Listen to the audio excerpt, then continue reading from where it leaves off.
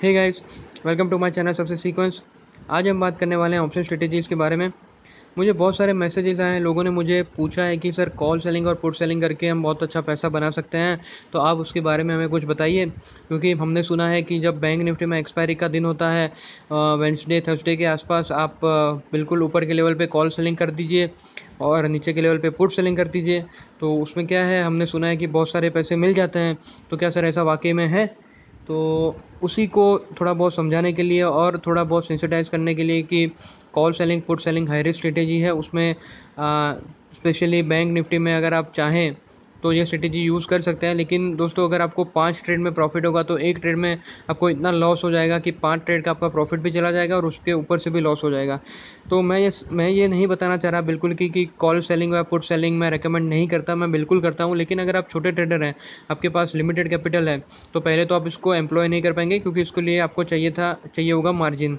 दूसरा, अगर आप मार्जिन भी ले आते हैं और आप बिना चीज़ों को स्टडी किए अगर आप कॉल सेलिंग या पुट सेलिंग रिसॉर्ट करते हैं, तो होता क्या है कि कभी कभी की जो वॉलेटिलिटी की मूवमेंट आ जाती है, उसमें आपको अच्छा खासा लॉस भी इनकर करना पड़ सकता है। और चूंकि आप एक्सपायरी के दिनों में ये पोजीशन बनाते हैं, तो आपके पास टाइम भी नहीं रहता कि आप अपनी पोजीशन को फिर वेट कर पाए कि उसमें कुछ चीज़ें फेवर में आपके हिसाब से फेवर में मूव करें।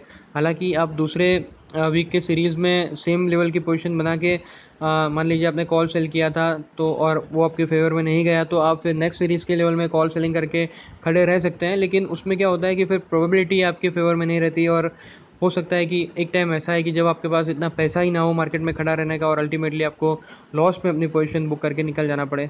तो चलिए, मैं आपको थोड़ा बहुत समझाने की कोशिश करता हूँ कि ऑप्शन स्ट्रेटेजीज़ क्या होती है और लोग इसको क्यों एम्प्लॉय करते हैं। एक एग्जांपल भी मैं आपको दूंगा ताकि थोड़ा कॉन्सेप्ट आपका क्लियर हो।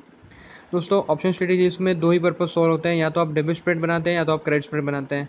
अब डेबिट स्प्रेड क्या होता है? डेबिट स्प्रेड में बेसिकली आप पैसा दे के ऑप्शन स्ट्रेटेजी बनाते हैं, और जो क्रेडिट स्प्रेड रहता है उसमें आपको ऑप्शन स्ट्रेटेजी बनाने के पैसे मिलते हैं। अब आपको सुन के ऐसा लगेगा कि अगर ऑप्शन स्ट्रेटेजी बनाने के अगर पैसे मिलते हैं, तो हम भी क्रेडिट स्प्रेड ही बनाएंगे, हम डेबिट स्प्रेड क्यों बनाएं? दोस्तों, इसका रीज़न ये है कि जब डेबिट स्प्रेड आप बनाते हैं, तो डेबिट स्प्रेड में क्या होता है, आपका लॉस कुछ हद तक लिमिटेड हो जाता है। मतलब आपका जो डेबिट है वही आपका लॉस मैक्सिमम लेवल पे होगा। हालांकि अगर आपने कॉल सेल करा है और आपने पुट सेल करा है, तो उस केस में भी अगर आपका डेबिट स्प्रेड बनता है, तो उसमें आपका जो व्यू है वो बुलिश का व्यू है। लेकिन अगर उसमें बेरिश जाता है, तो आपका कॉल ज़ीरो एक्सपायर हो जाएगा, उसका कोई वैल्यू नहीं रहेगा। लेकिन अपन आपने जो पुट सेल करा था, पुट शॉर्टिंग करी थी, उसमें अगर मार्केट नीचे की तरफ जाता है तो आपको लॉस इनकर करना पड़ेगा। तो ऐसा ज़रूरी नहीं है कि सारे डेबिट स्प्रेड में आपका जो रिस्क है वो मिनिमम रहेगा। तो इस चीज़ को मैं थोड़ा क्लियर करना चाहता था। बट बेसिकली होता क्या है, जो क्रेडिट स्प्रेड होते हैं वो काफ़ी ल्यूक्रेटिव रहते हैं, और लोग बिना सोचे समझे क्रेडिट स्प्रेड को यूज़ करते रहते हैं, और फिर जब उनको लॉस होता है तो उनको लगता है कि अरे यार, ये तो बहुत सारा नुकसान हो गया। लेकिन एक्चुअली होता क्या है दोस्तों, जब आप क्रेडिट स्प्रेड बनाते हैं तो आपको पैसे मिलते हैं।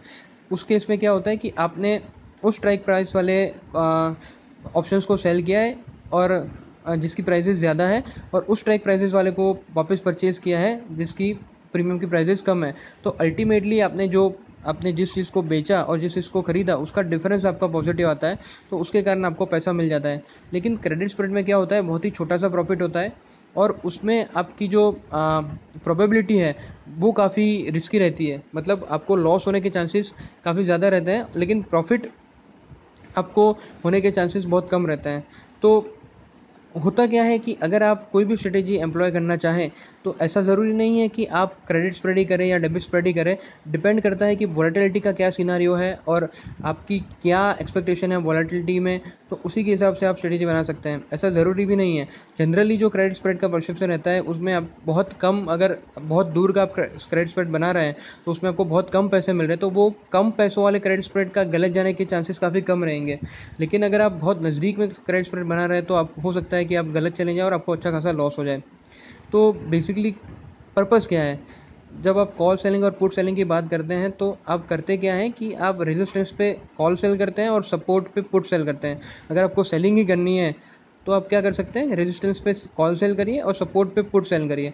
अब जब आप कॉल सेल करते हैं, तो आपका क्या व्यू रहता है कि जिस स्ट्राइक प्राइसेस पे आपने कॉल सेलिंग करी है, मार्केट उस स्ट्राइक प्राइस या तो उस स्ट्राइक प्राइस पे एक्सपायर हो जाए, या तो उससे नीचे ट्रेड करे। लेकिन जब आप पुट सेल करते हैं, तो आपका व्यू रहता है कि जिस स्ट्राइक प्राइस पे आपने पुट सेल करी है, मार्केट आइदर उस स्ट्राइक प्राइस के ऊपर ट्रेड करे या तो फिर उसी स्ट्राइक प्राइस पे आके रुक जाए, उससे नीचे ना जाए। तो बेसिकली जब आप कॉल सेल करते हैं तो आपका व्यू रहता है स्टेबल टू बेरिश, और जब आप पुट सेल करते हैं तो आपका व्यू रहता है स्टेबल टू बुलिश। अब थोड़ा बहुत कन्फ्यूजन सा क्रिएट हो रहा होगा, तो मैं आपको एक छोटा सा एग्जांपल देके समझाने की कोशिश करता हूँ। मान लीजिए इसी सीरीज़ में आपको लगता है कि निफ्टी जो है वो 9,700 से ऊपर नहीं जाएगा, मतलब एक्सपायरी के दिन निफ्टी का वैल्यू जो रहेगा स्पॉट में वो 9,700 नहीं होगा इन एनी केस। फर्दर आपको ये भी लगता है कि 9,400 है वो अच्छा सपोर्ट है, अगर मार्केट नीचे भी जाएगा तो 9,400 ब्रीच नहीं करेगा। तो इस केस में आप क्या कर सकते हैं दोस्तों? इस केस में आप ये कर सकते हैं कि आपको लगता है कि 9,700 से मार्केट ऊपर नहीं जाएगा, तो मतलब 9,700 आपका रेजिस्टेंस है, उस लेवल पे आप 9,700 के कॉल सेल कर सकते हैं। अब आपको कॉल सेलिंग वाला प्रॉफिट तभी होगा जब मार्केट 9,700 या उससे नीचे ट्रेड करे। तो आपका व्यू भी वही है कि 9,700 से ऊपर नहीं जाएगा। दूसरा आपका व्यू है कि 9,400 अच्छा सपोर्ट है, उससे नीचे मार्केट नहीं जाएगा। तो उस केस में आप क्या कर सकते हैं, 9,400 का पुट सेल कर सकते हैं। जब आप 9,400 का पुट सेल करेंगे तब आपका क्या व्यू रहेगा कि मार्केट मैक्सिमम जो नीचे आएगा वो 9,400 से आएगा, फिर वहाँ से ऊपर चला जाएगा, लेकिन वो 9,700 को ब्रीच नहीं करेगा।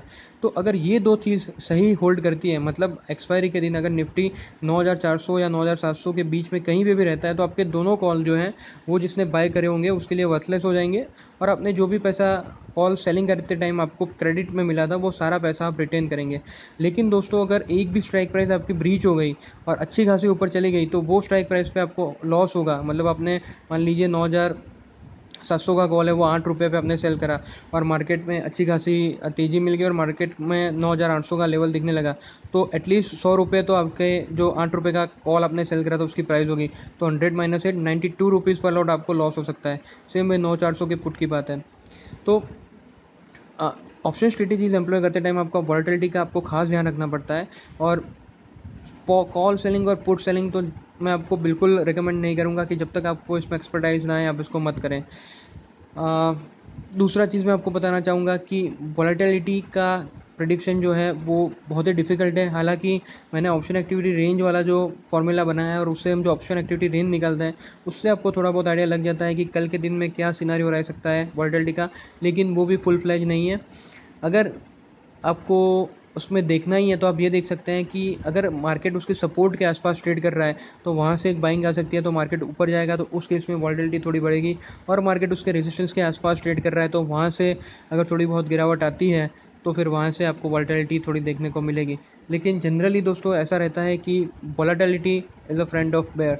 तो अगर वॉलेटिलिटी रहती है तो मार्केट में बेरिश मूव वाले जो रहते हैं वो थोड़ा आपको फेवरेबल हो जाता है, प्रोवाइडेड अगर आपने बेरिश हिसाब से कॉल सेलिंग करी है तो आपको उसमें अच्छा खासा प्रॉफिट हो सकता है। तो चलिए दोस्तों, मैंने आपको थोड़ा बहुत चीज़ें समझाने की कोशिश करी कि ऑप्शन स्ट्रेटेजी क्या होती है, डेबिट स्प्रेड क्या होता है, क्रेडिट स्प्रेड क्या होता है। इसमें मैं आपको और भी डिटेल में समझाने की कोशिश करूँगा कि इसको कैसे यूज़ कर सकते हैं रियल लाइफ में।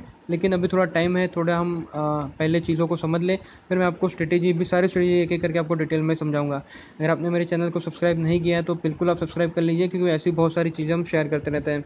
और अगर आप हमारे साथ व्हाट्सएप पर जुड़ना चाहते हैं तो 9574399901 पर आप मुझे मैसेज करके डिटेल ले सकते हैं।